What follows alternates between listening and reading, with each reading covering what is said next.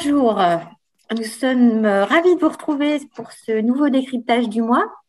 Alors, ce mois-ci, le décryptage porte sur le référentiel économie circulaire et donc avec les premiers retours d'expérience des collectivités déjà engagées en Bourgogne-Franche-Comté. Nous aurons deux intervenants, Frédéric Jean et Prisca Van Passen de l'ADEME. Pour poser vos questions, pour ceux qui n'ont jamais participé encore à nos décryptages, vous pouvez le faire dans l'onglet Q&R qui se trouve en bas au milieu à peu près de votre écran. Et on répondra aux questions, on les reprendra dans l'ordre à la fin de la présentation. Voilà, donc plutôt dans l'onglet Q&R que dans l'onglet discussion. C'est plus pratique à gérer ensuite. Voilà, vous pourrez retrouver le diaporama et le replay sur notre site internet. Vous recevrez un petit mail suite au décryptage vous donnant les liens. Et donc, c'est parti. Je laisse la parole à Jean-Luc Soblet, le directeur régional délégué de l'ADEME Bourgogne-Franche-Comté. Bon webinaire. Bonjour à tous. Effectivement, comme Élise vient de le dire, on relance les décryptages, donc toujours avec pour objectif d'en faire un par mois sur des sujets sur lesquels on peut prendre un petit moment avant d'attaquer les réunions de l'après-midi pour creuser un peu. Prendre un peu de hauteur. Donc là, le sujet de cet après-midi, c'est le référentiel économie circulaire. L'économie circulaire reste une priorité de l'ADEME et donc de la direction régionale Franche-Comté. Et là, on vous propose un retour d'expérience en lien donc sur les collectivités qui sont déjà lancées dans le référentiel et tout ce qu'on peut prévoir par la suite. Je vous embête pas plus. Je laisse la parole, je pense, à Frédéric en premier. Et puis, bon décryptage. Merci Jean-Luc. Effectivement, je commence et on va alterner avec Prisca sur ce sujet du référentiel économie circulaire. Je vais d'abord commencer par un bref rappel de l'économie circulaire quand même, pour savoir dans quel sujet on se place. Après, on vous présentera le référentiel en lui-même aussi rapidement, hein, parce que ça a déjà été fait, et puis on rentrera dans le vif du sujet de ce retour d'expérience dans une troisième partie. Donc l'économie circulaire, une économie de ressources, hein, c'est bien pour vous dire qu'on n'est plus dans la gestion des déchets au sens strict, mais bien dans quelque chose qui s'inscrit au-delà, dans une gestion des ressources qui circulent sur un territoire. On est bien dans des démarches territoriales.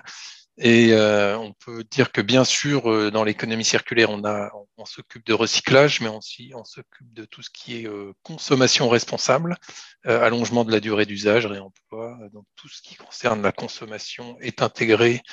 Les actes de consommation sont à prendre en compte dans l'économie circulaire, ainsi que bien sûr tout ce qui est production de biens et de services sur le territoire. Donc là, on va parler d'éco-conception, d'approvisionnement durable, d'écologie industrielle et territoriale et économie de la fonctionnalité, pour reprendre les termes bien connus maintenant de l'ADEME sur les piliers de l'économie circulaire. Donc on sort du déchet et on est sur quelque chose de plus vaste et plus en amont que le déchet. Alors les enjeux pour le territoire, c'est de structurer une politique et de la lier à d'autres politiques structurantes au sein de la collectivité, bien sûr tout ce qui concerne les politiques environnementales, hein, changement climatique, transition écologique en particulier, la politique économique évidemment, tout ce qui est développement économique est en lien avec l'économie circulaire puisqu'on s'attache aux questions de production sur son territoire et de consommation aussi d'ailleurs. Et puis, ça touche aussi la politique sociale, hein, avec notamment l'économie sociale et solidaire au cœur de l'économie circulaire sur bien des projets. Mais on peut penser aussi à l'alimentation et au côté socio-économique de l'alimentation qui ont un lien fort avec l'économie circulaire. Donc, vous voyez qu'on est déjà dans des choses éminemment transversales. La démarche d'économie circulaire sur un territoire, et c'est ce qu'on va vous présenter après avec le référentiel, elle est assez classique finalement. On part toujours d'un constat, d'un diagnostic, comprendre ce qui se passe sur son territoire. On tisse des liens de coopération dans la collectivité déjà, en interservice. Ça va être le message un peu fort de toute cette intervention. Et puis on joue sur l'animation en interne, en externe pour faire avancer le sujet en interne et sur le territoire de la collectivité. Ces trois aspects assez classiques finalement dans les démarches territoriales, on le retrouve bien évidemment dans le référentiel. Alors ce référentiel, il vous apporte, c'est un peu un package qu'on va reprendre aussi dans la présentation. On va parler d'aide, de soutien de l'ADEME en fin de présentation, donc technique et financière. On va vous présenter le référentiel, cette boîte à outils, et puis avoir en tête tout de suite que le référentiel, c'est aussi la possibilité d'avoir une reconnaissance au travers du label territoire engagé de transition écologique, qui n'est pas proprement parlé référentiel, mais qui peut être un objectif ou un aboutissement de l'utilisation de cet outil. Donc la deuxième partie, je laisse la parole à Prisca qui va nous parler des principes du référentiel, comment il est construit. Et puis Prisca, tu me fais un petit signe pour que je tourne les diapos. Dès que tu veux que je change le diapo. Merci Frédéric. Donc l'outil en lui-même, donc le référentiel économie circulaire, donc il est vraiment là pour être en appui méthodologique en fait pour optimiser en fait votre politique d'économie circulaire et il est à destination notamment des élus et techniciens des collectivités territoriales, mais peut aussi être utilisé par les bureaux d'études qui vont être soit en appui des collectivités, soit utilisatrices également dans le cadre de prestations. On a aussi donc les animateurs des territoires qui peuvent s'approprier l'outil d'économie circulaire pour définir également des actions dans ce domaine, et toute autre personne qui souhaite éventuellement définir une politique d'économie circulaire à l'échelle de son territoire. L'objectif de cet outil, c'est de pouvoir mener efficacement une politique, d'en mesurer aussi au fur et à mesure de la mise en œuvre des actions la progression que vous pouvez avoir dans le cadre de l'économie circulaire. Je vous présenterai ça un petit peu tout à l'heure sur comment on peut analyser en fait sa progression et prioriser aussi les actions que l'on souhaite mettre en place sur un territoire, ce qui permet aussi d'orienter et de mettre en place la politique au fur et à mesure, petit à petit, en fonction d'actions prioritaires que vous voulez mettre en place.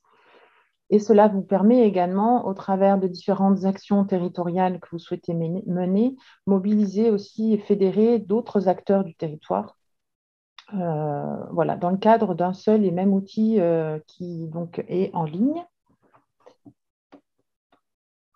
Donc, le principe de cet outil, il est donc décliné en 5 axes avec une dimension politique, dimension technique et aussi des moyens qui vous sont mis à disposition. Donc, à la droite de la slide, vous visualisez donc les 5 axes qui composent en fait le référentiel économie circulaire. Donc, le premier axe, qui est l'axe politique et stratégique sur le domaine de l'économie circulaire et qui implique donc le territoire. On y retrouve en fait l'ensemble des documentations de planification que peut avoir une collectivité sur tout ce qui est suivi, évaluation et adaptation de ses programmes. On a l'axe 2, qui est le développement des services de réduction, de collecte et de valorisation des déchets. Donc, il y a un axe très orienté sur la gestion des déchets, où on retrouve tout ce qui est programme de prévention, amélioration aussi de l'efficience des systèmes de collecte, donc tout ce qui est par exemple la gestion de proximité ou de la collecte séparée des biodéchets, la tarification incitative va se retrouver dans cet axe-là. Améliorer la valorisation des déchets dans son ensemble, réduire l'impact de la gestion des déchets ou créer par exemple du lien avec des acteurs. Dans l'axe 3, qui est le déploiement d'une économie circulaire dans les territoires, on va y retrouver des sous-actions qui sont liées à tout ce qui est filière à enjeu, avec notamment la possibilité de mettre en place des boucles locales, que ce soit autour de l'alimentaire, du bâtiment, du bois par exemple, tout ce qui est consommation responsable, l'écologie industrielle ou l'éco-conception que vous avez vu sur les premières slides que vous a présenté Frédéric. Vous avez ensuite le quatrième axe qui est tout ce qui est lié aux outils financiers de changement de comportement. Et là, on va retrouver également de nouveau la tarification incitative, mais c'est dans un angle où ça vous permet de connaître et de maîtriser vos outils, maîtriser aussi la gestion d'un point de vue économique et de vous en servir pour évaluer et améliorer la gestion de vos déchets au sein du service et communiquer au travers de ces outils financiers. Et le dernier axe, qui est un axe également très important, qui est l'axe 5, c'est l'axe de coopération et d'engagement, où on va retrouver des actions qui permettent de mobiliser l'ensemble des acteurs de votre territoire, que ce soit les structures associatives, les chambres consulaires, les acteurs économiques qui constituent donc votre territoire, pour dynamiser l'ensemble du territoire de la collectivité dans la dynamique d'économie circulaire. Et on va y retrouver tout ce qui est notamment un volet consommation durable, réemploi, geste du tri, mais qui est du coup orienté auprès des acteurs. Donc ça, c'est la constitution donc, de l'outil du référentiel. Alors, comment ça marche? Comment vous pouvez donc accéder à cet outil donc, qui est gratuit et qui est donc entièrement dématérialisé et mis en ligne sur le site territoireentransition.fr. Il vous suffit en fait de vous y connecter et de créer donc un compte. Et dans la création du compte, notamment pour la collectivité, à ce moment-là, vous pouvez y rentrer vos spécificités et notamment, il va y avoir une demande qui va être faite au travers de vos compétences. Donc, soit vous avez toutes les compétences économiques, collecte ou traitement des déchets ou traitement des déchets. Et sinon, vous pouvez rentrer uniquement la compétence économique ou la compétence collecte ou la compétence traitement des déchets. En fonction de ces compétences que vous rentrez au préalable, vous avez des actions qui vont vous être plus ou moins fléchées en fonction de ces compétences. Et ensuite, une fois que vous avez créé votre profil et que vous avez donc la plateforme qui est ouverte, vous pouvez naviguer librement sur les 5 axes que je vous ai présentés et que vous retrouvez donc sur l'image de gauche. Et dans chaque axe, vous retrouvez des sous-actions qui vous permettent donc de remplir ce que vous réalisez déjà ou ce que vous comptez faire. Et ça vous permet de mettre un taux de remplissage. Et ça vous montre aussi le score que vous êtes en mesure d'atteindre. Et au travers de ces scores, vous permet également de fixer des objectifs pour vous mettre en place des échéances et pour pouvoir à chaque fois évoluer au travers de cette politique économie circulaire. Donc là, ce qu'on voulait vous proposer, c'est vous faire déjà une petite démo de la plateforme. Donc je laisse Frédéric reprendre la main. Voilà, j'arrête le partage et je vais aller directement là sur le site. Et normalement, vous devez avoir en visuel la page du site Agir pour la transition. C'est bon, Prisca? Oui, c'est bon. Oui. Donc, soit vous créez un compte, soit vous vous connectez directement une fois que le compte est créé. Et là, vous tombez sur un tableau de bord. Donc ici, vous avez votre collectivité. Pour moi, c'est une collectivité test.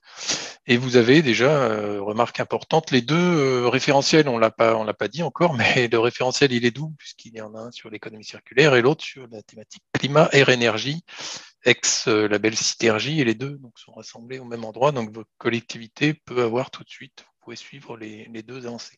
Donc, sur ce tableau de bord, vous avez votre taux de remplissage, du nombre de questions que vous avez remplies sur le maximum alloué à votre collectivité. Vous avez les indicateurs et surtout, vous avez votre note auto-évaluée et puis ce qui est programmé et la note que vous pourriez avoir si vous faites réaliser toutes les actions que vous avez programmées. Après, vous avez le diagramme du bas qui vous situe par axe où vous en êtes dans la progression et l'accomplissement en prévisionnel en vert de ce que vous pouvez faire. Et vous voyez qu'ici, c'est l'axe 5, par exemple, qui n'est pas assez développé. Donc, ça peut vous donner d'ores et déjà des pistes d'amélioration. Une autre manière de voir les choses sur le diagramme comme ça, avec ce qui n'est pas fait, apparaît également en rouge. À partir de là, vous pouvez aller dans les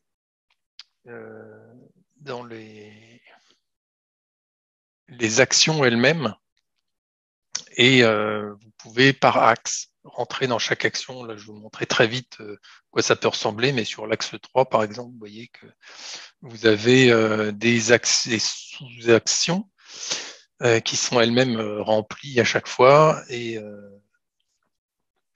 pour en prendre une qui parle l'économie industrielle et territoriale, par exemple, vous allez jusqu'à la manière de remplir ces actions, donc le 3-5-1, et vous voyez que vous avez mis, par exemple, que élaborer une stratégie et structurer en interne sur l'EIT, c'est programmé. À chaque fois, vous pouvez choisir entre fait ou pas fait, programmé, et détailler si vous avez une progression partielle sur cet axe. Et donc à chaque fois, vous marquez des points sur les questions. Ici, par exemple, 5 points pour cette action. Si elle est faite, si elle est programmée, évidemment, vous ne marquez pas de points, mais vous avez le potentiel que vous pouvez gagner. Les points correspondent au pourcentage, en fait, de ce que vous pouvez réaliser. Enfin, le pourcentage, vous l'avez ici. Donc, à chaque fois, vous auto-évaluez, et c'est le gros travail qu'il y a à faire sur chaque action, sous-action. Vous devez évaluer si votre action, elle est faite, programmée ou non faite et non programmée, ce qui vous donne les pistes d'action sur tout. Donc ça, c'est à réaliser sur les 5 axes à chaque fois. Sur les axes, vous avez des sous-actions et chaque sous-action est définie en actions qui vont donner à chaque fois un certain nombre de points, les points étant répartis, vous voyez 90 points sur l'axe 1, 65 sur l'axe 2, etc. Donc, tout n'a pas la même valeur et toutes les actions n'ont pas la même valeur, ce qui vous permet de voir votre progression en anticipation. Voilà pour ce premier élément. Ce que je voulais vous montrer aussi, c'est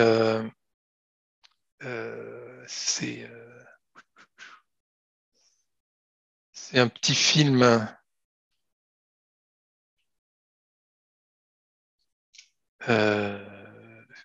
Est-ce que ça va pas marcher? Je vais arrêter le partage et vous passer un film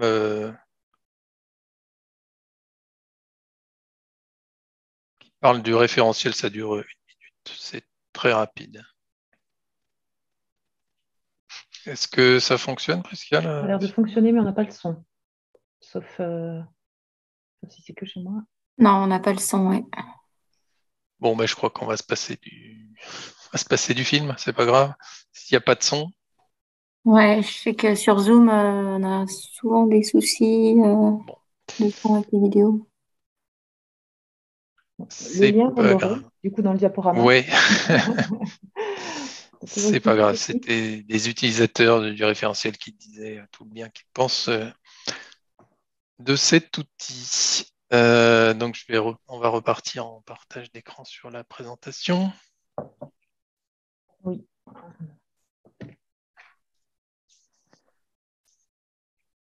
Donc là, vous voyez la slide, effectivement, avec le lien vers la vidéo que vous voulez vous présenter, Frédéric, voilà, c'est avec les témoignages. Donc ça, c'est les premiers utilisateurs du référentiel et donc ça vous permet aussi d'avoir un retour de leur utilisation de l'outil qui a été testé au préalable par plusieurs collectivités. Il y a eu plusieurs versions, effectivement, aussi du référentiel qui est encore aujourd'hui en constante amélioration. Il ne faut pas aussi hésiter à votre niveau en tant qu'utilisateur futur de faire remonter aussi certains points d'amélioration. Le dernier point qu'on voulait vous présenter, en tout cas sur le référentiel en lui-même, c'est notamment cet aspect de labellisation qui est possible lorsque vous utilisez donc, ce référentiel. Cette phase de labellisation n'est pas obligatoire. Vous pouvez utiliser l'outil sans vouloir forcément être labellisé, mais vous pouvez vous faire labelliser pour notamment vouloir valoriser le travail que vous menez au travers de cette politique économie circulaire et plus largement tout ce qui est label territoire en transition qui regroupe donc le référentiel climat, air, énergie et économie circulaire comme vous l'avez vu sur le site en ligne.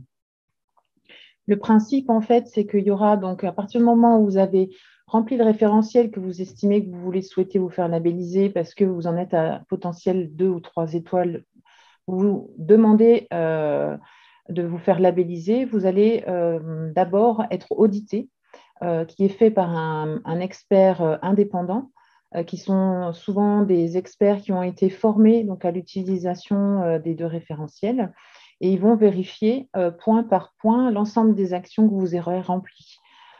Sur certaines actions, il y a des éléments de preuve qui vous seront demandés, notamment certaines actions qui sont liées à des aspects réglementaires qui sont incontournables pour passer le niveau 1. Ce sont tous des aspects que l'auditeur va vérifier avec vous, axe par axe et action par action. Une fois que cet audit est réalisé, donc il y a le compte-rendu de l'audit qui est remis et qui vous permet donc de valider le niveau de progression que vous avez atteint. Donc, vous voyez donc sur la deuxième image, il y a 5 paliers possibles qui sont donc visualisés par des étoiles, qui sont donc des pentes de progression en fonction du niveau d'action que vous aurez effectué sur votre territoire. Donc, ça permet de montrer votre performance d'engagement. Et vous avez donc en plus un label qui vous est remis, qui est délivré par une commission indépendante. Donc, c'est important aussi de voir que l'audition et la labellisation se fait de manière indépendante et elle a une durée de 4 ans. Au bout des 4 ans, vous pouvez faire la demande à nouveau de maintenir cette labellisation et se remet en place, je dirais, cette boucle d'audit et d'évaluation pour vérifier au bout des 4 ans si la collectivité se situe toujours au même niveau ou si certaines actions n'ont plus été faites ou si vous avez possibilité progressé et eu un niveau supérieur. Donc, voilà pour la partie référentiel et vraiment outils techniques. On voulait vous présenter également l'utilisation de ce référentiel au niveau de la région Bourgogne-Franche-Comté. Il faut savoir qu'on a souhaité, nous, à notre niveau, à l'ADEME Bourgogne-Franche-Comté, accompagner également certains territoires, on va dire pilotes, pionniers, qui étaient donc déjà engagés auprès de l'ADEME sur des anciens plans de prévention et puis tout ce qui est territoire zéro déchet, zéro gaspillage. Donc, vous avez donc là les 8 collectivités qui ont été accompagnées en premier, on va dire, à l'utilisation de ce référentiel. Donc, pareil, ils ont essuyé un petit peu les plâtres des différentes versions de l'outil. Donc, on a 8 collectivités qu'on a accompagnées, donc le Grand Chalon, Nevers Agglomération, Dijon Métropole, Préval-Audoux, le Sienne, le Sirton-la-Vallée de la Gronne, le Cibert et le Cité-Vaud. On a, suite à cet accompagnement qui a démarré en 2020 et qui a eu une durée d'1 an, donc 2020-2021, choisi volontairement ces territoires aussi en fonction de leur spécificité, mixité urbain, rural, pour voir aussi l'usage qu'ils pouvaient en avoir de ce référentiel-là. Un mélange également de différentes compétences et entités juridiques, donc des EPCI ou des syndicats à déchets à compétences traitement et ou collecte. Et on a aussi donc des collectivités qui avaient l'ensemble des compétences. Donc, c'est ce que je vous ai évoqué au préalable dans le remplissage du référentiel. On vous demande au départ quel type de compétences vous avez et ça génère donc des actions liées en fonction des compétences. Et donc, on en a sorti donc, une synthèse régionale qui a déjà été mise en ligne et qui vous sera aussi donc, joint du coup à la présentation aujourd'hui. Donc ensuite, au niveau cartographique, vous avez donc l'emplacement et la visualisation de ces 8 collectivités que l'on a accompagnées à l'utilisation de ce référentiel en primeur sur la région Bourgogne-Franche-Comté. Vous avez donc le Sirtom, la vallée de la Gronne, qui est en Saône-et-Loire, tout en bas de la carte, qui a déjà été labellisé niveau 1. Et on a également donc le cyber qui est situé dans le Doubs, qui a réalisé son audit au mois d'août et qui va bientôt connaître, je dirais, le niveau de labellisation auquel il va pouvoir prétendre. Donc on ne sait pas encore si ce sera 2 ou 3 étoiles. En complément de ces territoires, les premiers territoires que l'on a accompagnés, on a aujourd'hui aussi d'autres utilisateurs de ce référentiel-là en Bourgogne-Franche-Comté, qui sont des territoires engagés pour la transition écologique au travers de nos dispositifs de contrats d'objectifs territoriaux. Donc, on en a plusieurs. On a 4 communautés de communes situées dans l'Yonne. On a le Grand Chalon, on a Pays Montbéliard agglomération, on a le Pays Lédonien et ses 4 communautés de communes adhérentes, on a la communauté d'agglomération de Vesoul, et on a le Grand Dol qui sont donc engagés dans ce nouveau dispositif territoire engagé transition écologique, donc qui ont ou sont en phase d'utilisation du référentiel économie circulaire. Et on a une autre collectivité qui est en réflexion aujourd'hui pour potentiellement s'engager, qui serait la communauté de communes du Clunisois. Donc on a, vous voyez, au fur et à mesure, donc on va mettre à jour cette carte pour intégrer ces nouveaux territoires. On a petit à petit un maillage qui se met en place en région sur les utilisateurs de ce référentiel. La méthodologie qui a été utilisée dans l'accompagnement de ces 8 territoires pionniers, c'est un accompagnement qui était basé sur un accompagnement individuel et collectif. Donc, on a fait ce choix-là au travers notamment d'une mission avec le bureau d'études LCMAI, qui était d'accompagner les collectivités avec un aspect individuel où le bureau d'études se rendait régulièrement donc, au sein de la collectivité même pour une présentation, une acculturation aux notions d'économie circulaire, à des réunions collectives qui avaient pour objectif de réunir les élus et techniciens de différents services en transversalité pour pouvoir s'approprier cette nouvelle méthodologie et remplir le référentiel. Ces réunions avaient pour objectif d'identifier les actions qui étaient menées par la collectivité et qui pouvaient être valorisées au travers de ce référentiel-là. Donc, c'était vraiment un soutien méthodologique qui a été apporté par le bureau d'études en question, notamment au travers d'actions, d'animation, de réunions et de coaching individuel et complété par du coaching à distance. Effectivement, les collectivités accompagnées pouvaient régulièrement solliciter le bureau d'études pour toute question relative donc, à cet accompagnement-là. Et on a volontairement aussi choisi dans cette méthodologie d'accompagnement d'y ajouter aussi un aspect collectif. Donc, on a réalisé tout au long de 2020-2021 des réunions collectives où on regroupait avec l'ADEME et le bureau d'études les 8 collectivités concernées par cet accompagnement pour évoquer en fait l'utilisation de ce référentiel-là à différentes étapes et échanger ensemble sur comment avancer de manière collective aussi pour dynamiser l'utilisation de cet outil. Ces réunions collectives et cet accompagnement a permis donc de capitaliser des enseignements qui vont vous être présentés maintenant et je relaisse la parole à Frédéric pour vous présenter ça plus en détail.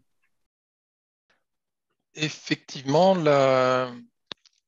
l'accompagnement, on l'avait imaginé, je crois, en 4 étapes. Finalement, il y en a plutôt eu 5 d'après le bureau d'études qui structure donc une année d'accompagnement. Alors, une année de Covid, il faut bien voir qu'on était en 2020, donc en pleine arrivée du Covid, ce qui n'a pas facilité notamment tout ce qui est échange en transversalité, échange en présentiel, mais malgré tout, la démarche a eu lieu et on s'en félicite donc sur un an.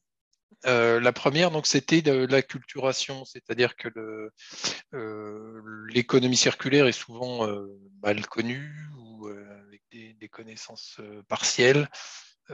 Déjà par les élus, ou les élus référents, parce que des collectivités certaines avaient choisi un élu, mais la plupart avaient quand même en élu référent de la démarche convié 2 élus, un élu déchets, environnement et un élu souvent au développement économique quand c'était le cas, quand la compétence était dans la collectivité. ce qui a montré déjà la volonté de considérer l'économie circulaire comme quelque chose de transversal. Et ça, c'était même pas nous qui l'avons suggéré, hein, c'est venu des collectivités, nos 8 collectivités elles-mêmes. C'était un premier bon point. Toutes ont engagé tous les services de la collectivité concernée, souvent, bien sûr, une ou quelques personnes du service, hein, mais en tout cas, essayer d'avoir une représentation dans les services d'Eveco, dans les services autres, alimentation, etc. Petite enfance pouvait être concernée par la démarche. L'animation, évidemment, c'est un point fort et important pour toutes les étapes quasiment en facilitation, c'est-à-dire en participation. Il y avait très peu de réunions descendantes. C'était des réunions très souvent actives où pour s'approprier le concept, hein, c'est essentiel d'avoir quelque chose de participatif. Donc là, l'exemple qui est repris, c'est que pensez-vous de l'économie circulaire en un mot au début de la présentation et après la réunion. On voit que la représentation de l'économie circulaire a changé. On est passé de recyclage à engagement comme mot-clé pour l'économie circulaire. Donc, c'est des choses qui sont maintenant bien connues chez nous, et il y a de plus en plus d'utilisation de réunions en intelligence collective, et c'est un point essentiel pour faire passer ce concept. Et puis, les collectivités se sont aperçues très vite, et nous collectivement aussi, que l'économie circulaire gagnait à être intégrée à d'autres dispositifs existants. Pour certains, le plan de prévention, pour d'autres, la démarche climat, air, énergie, PCAET éventuellement, permettait d'ancrer plus facilement la démarche dans la collectivité et non pas en faire quelque chose en plus qui allait alourdir son fonctionnement. Donc l'étape d'acculturation, elle a pris aussi plus de temps que prévu à cause du Covid, par la difficulté de rassembler, de faire venir les collègues. Mais elle s'est quand même déroulée en présentiel, je pense, pour l'essentiel, et surtout avec une adaptation de la collectivité à cette contrainte et l'adaptation du bureau d'études aux contraintes de la collectivité. Ça, on le retrouve aussi dans la deuxième étape, donc qui est l'étape diagnostique proprement dite. Alors, elle a aussi pris plusieurs formes et en fonction de ce que souhaitait la collectivité, de sa manière de travail habituelle, mais toujours en transversalité, parce que pour avoir les informations du référentiel, il faut vraiment aller piocher dans beaucoup d'endroits, dans beaucoup de services et chez beaucoup de collègues. Donc, c'est essentiel de travailler en transversalité. Alors, la démarche, elle pouvait être double, c'est-à-dire soit proposer du collectif au départ et faire un pré-remplissage, en tout cas une interrogation sur les actions de la collectivité en collectif, ou alors c'était en B2B, chargé de mission qui allait dans chaque bureau de collègues concernés pour l'interroger sur ses actions. Ça, c'était au choix. Il n'y a pas de recette miracle, c'est vraiment la volonté de chacun. L'essentiel étant d'aller vraiment interroger les actions de la collectivité et voir dans quelle mesure elles remplissent des fonctions économie circulaire et donc font partie du référentiel. C'est vrai que là, une connaissance du référentiel est importante et le bureau d'études a aidé à vraiment aller voir ce qu'on demande dans le référentiel pour interroger les bonnes personnes pour savoir si les actions ont été faites ou sont programmées. Sachant que l'outil couvre tous les piliers de l'économie circulaire qu'on a vu tout à l'heure, donc il est très, très vaste et très complet. J'en profite pour dire qu'il y a une formation évidemment à l'utilisation du référentiel qui peut être réalisée en région ou au national. Et cette transversalité, donc on a déjà vu dans la première phase, qu'on voit dans cette phase-là, qu'on verra aussi dans la troisième phase, elle est vraiment essentielle pour engager la collectivité et enrichir la démarche sur le long terme. Donc l'étape 3, c'est le cœur du projet, c'est définir ses orientations, ses actions, voir finalement ce qui n'a pas été encore réalisé, ce qu'il est possible de projeter dans un avenir plus ou moins proche. Le référentiel se base sur une redéfinition à 4 ans, donc c'est souvent des plans d'action de 3-4 ans qui sortent de la réflexion pour timer avec cette obligation de remettre en jeu son label au bout de 4 ans. Donc encore de l'intelligence collective et de la transversalité, encore au choix de la collectivité, de faire réaliser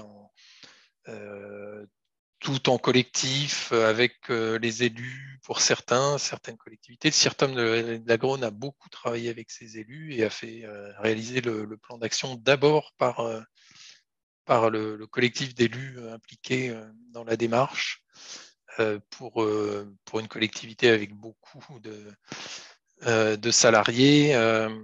La démarche peut être aussi élaborée en technique d'abord par des techniciens et des chargés de mission de chaque branche, mais toujours en transversalité.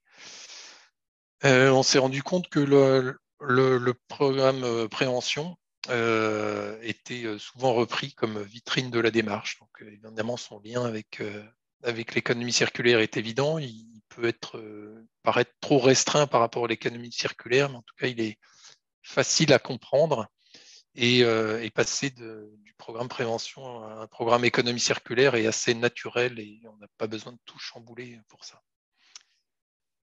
L'outil, son intérêt, c'est aussi d'aider à prioriser grâce au tableau de bord, grâce aux projections d'actions programmées, voir si on va gagner, si on va vraiment progresser dans le référentiel.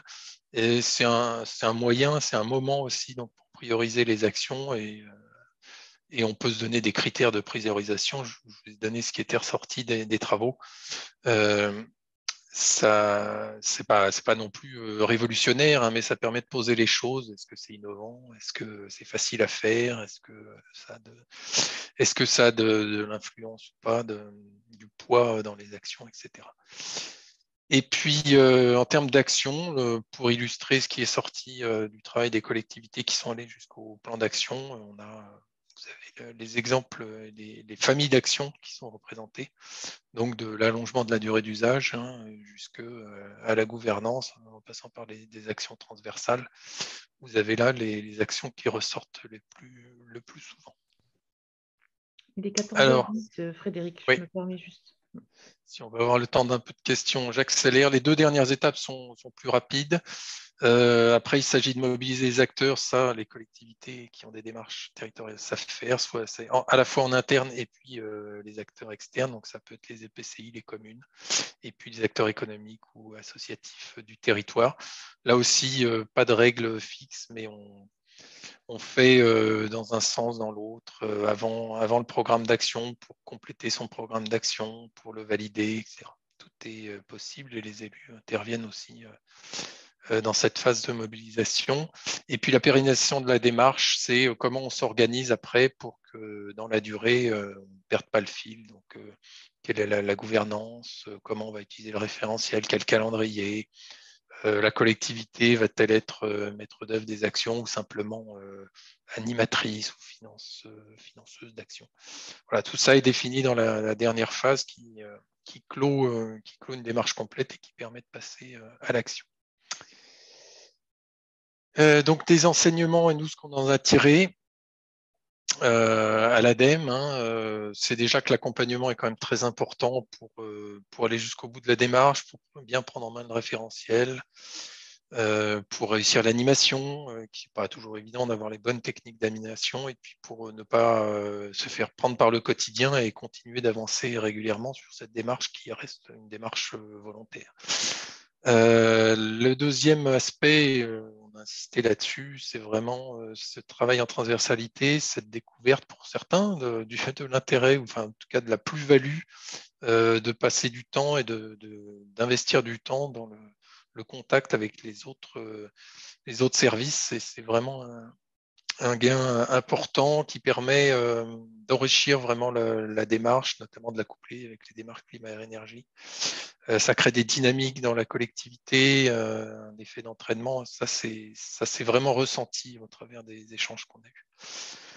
Alors, le bémol principal qu'on peut dire, c'est, ou en tout cas le point d'alerte, c'est qu'il faut du temps et il faut un portage politique fort. Il faut vraiment être engagé dans la durée si on veut aboutir à ce résultat et enrichir le projet. C'est vraiment essentiel d'avoir du temps à y consacrer. Et puis aller jusqu'au bout de l'action, c'est essentiel aussi pour montrer que ça a servi à quelque chose, c'est-à-dire aller jusqu'à un plan d'action qui enrichit la démarche du territoire et qui est mis en œuvre. Et pour finir, je pense les soutiens que l'ADEME peut vous apporter, donc des formations, j'en ai parlé, il y en a une sur le référentiel, on fait aussi des formations sur l'intelligence collective et l'animation de réunions en intelligence collective, et puis chargé de mission économie circulaire, comment mener une démarche territoriale d'économie circulaire. On les a déjà toutes programmées en région, il y en aura, seront programmées certaines en 2023 aussi. En tout cas, faites-nous remonter vos besoins dès que vous en avez conscience. Les soutiens financiers, bien sûr, on peut accompagner financièrement la prise en charge, l'utilisation, la prise en charge d'un bureau d'études pour faire une démarche individuelle cette fois de votre collectivité qui veut se lancer dans le bureau d'études avec une démarche cahier des charges type que l'on peut fournir et qui peut être adaptée à vos souhaits. En tout cas, l'idée, c'est bien d'arriver à faire remplir et à faire intégrer la démarche référentielle au sein de votre collectivité. Et puis, pour les démarches les plus ambitieuses, notamment Prisca a parlé des contrats d'objectifs territoriaux, tout à l'heure, on peut financer des postes de chargés de mission, donc soit directement, soit indirectement dans les cotes. Tout ça est à voir vraiment au cas par cas et ne concernera pas toutes les collectivités utilisatrices du référentiel. Donc vous avez vu, on est déjà un certain nombre à utiliser le référentiel. Vous êtes un certain nombre, donc un réseau régional est en train de se former pour échanger régulièrement sur la manière dont vous utilisez l'outil.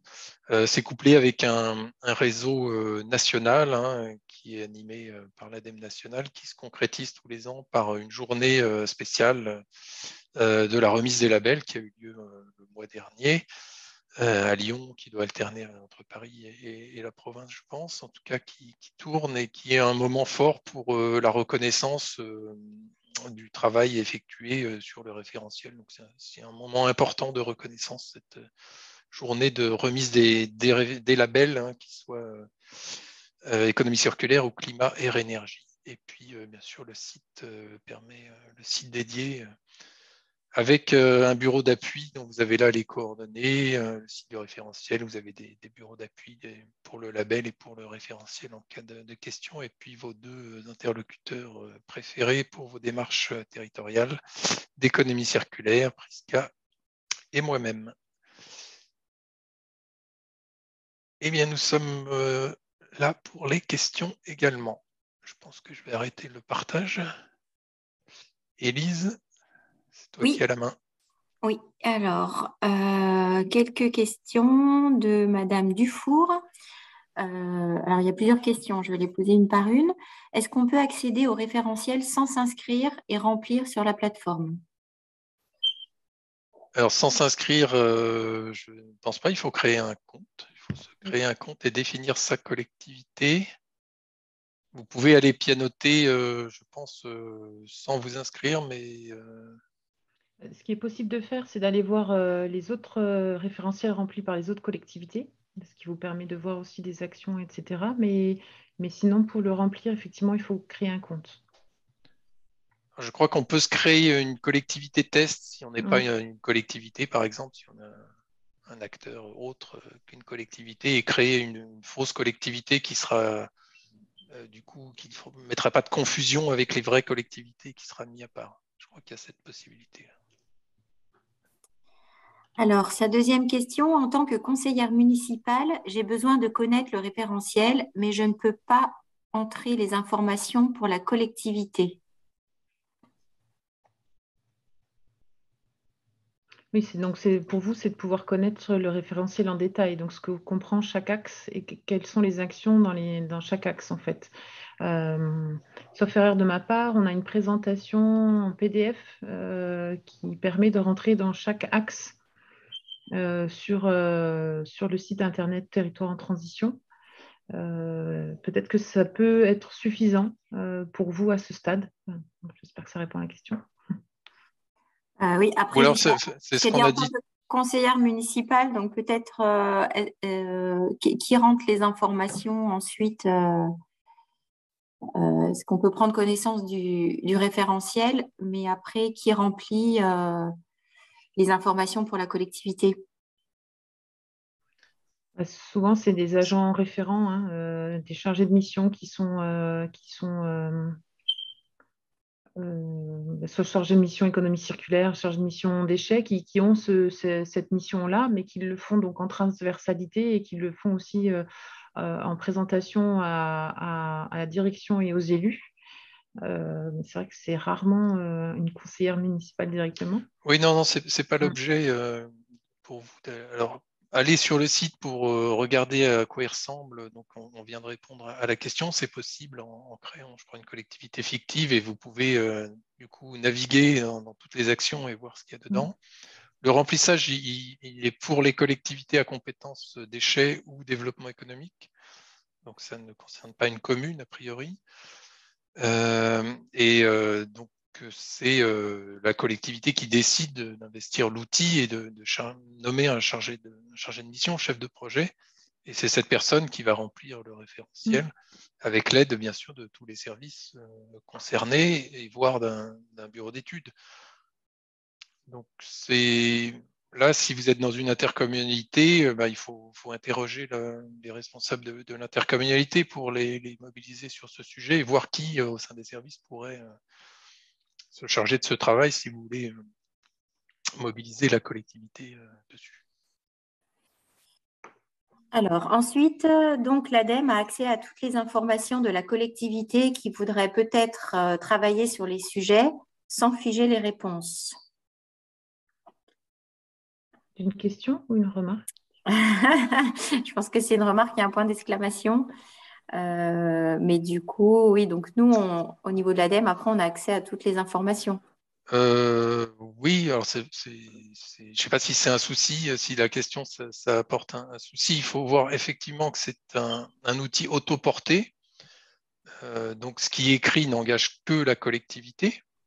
C'est-à-dire que si les réponses que vous mettez fait, pas fait, programmé, ça n'engage que vous et ça n'a il y a aucune influence, je dirais, il n'y a pas de responsabilité derrière ça et il s'agit juste pour vous, de collectivité qui remplissez, d'être honnête avec vous-même en disant si c'est fait, que c'est vraiment fait.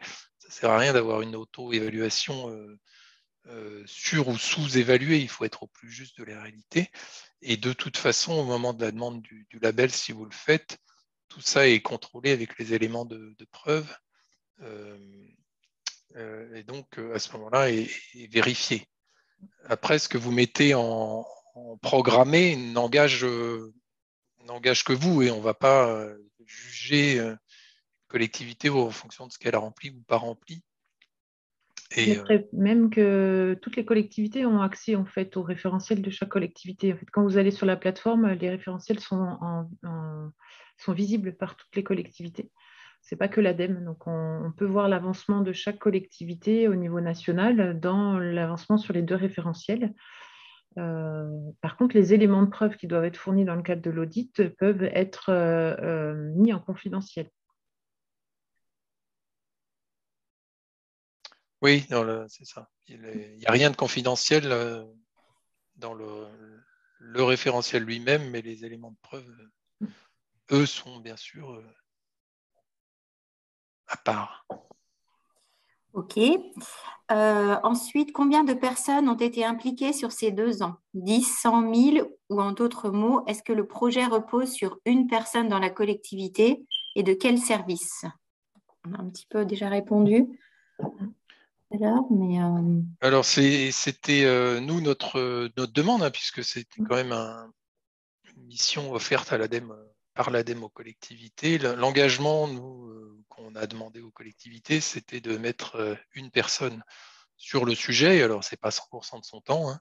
C'était un chargé de mission économie circulaire ou prévention, du service déchets, hein, dans tous les cas, à chaque fois. une personne qui connaissait déjà l'économie circulaire, donc on savait qu'elle serait opérationnelle, donc le ou la chef de projet, et au moins un élu référent pour chapeauter la démarche. Après, vous dire combien de personnes et quel temps à passer, là, ça dépend vraiment de chaque collectivité. Il y a eu de mémoire 4 réunions collectives qui étaient programmées. Donc, où là, on demandait à ce que les acteurs soient en présence sur soit une demi-journée, soit une journée. Donc 3 heures, des réunions de 3 heures à peu près, où il pouvait y avoir entre 15 et 30 personnes, je pense, mobilisées par la collectivité sur un sujet. Donc, c'est les fameuses étapes dont je vous ai parlé. À chaque fois, il y avait du travail du chargé de mission qui se concrétisait par une réunion en intelligence collective pour partager ou faire avancer les actions avec les collègues.